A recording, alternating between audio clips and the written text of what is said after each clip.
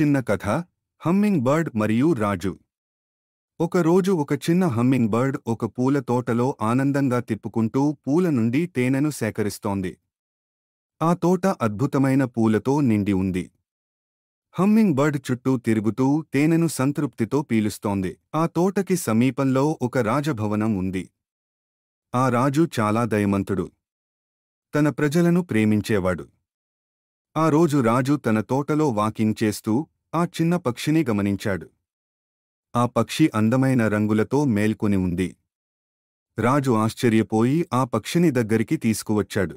రాజు ఆ పక్షిని చూసి అడిగాడు, నీ పేరు ఏమిటి? పక్షి చిరునవ్వుతో బదులిచ్చింది, నేను హమ్మింగ్ బర్డ్. నేను పూల నుండి తేనెను సేకరిస్తాను.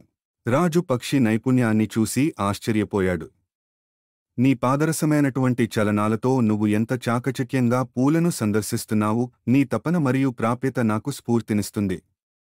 పక్షి సంతోషంగా చిరునవ్వి, రాజా, ప్రతి పక్షికి, ప్రతి జీవికి తనకంటూ ఒక విధానం ఉంటుంది.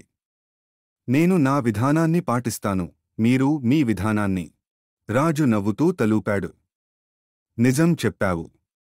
నీ పద్ధతిని చూస్తూ నేను నూతన శక్తిని పొందాను. ఆ రోజు నుండి రాజు తన పనులను మరింత కృషితో చేయడం ప్రారంభించాడు. హమ్మింగ్ బర్డ్ తన తపనతో రాజుకి స్ఫూర్తినిచ్చిన పక్షిగా అందరికీ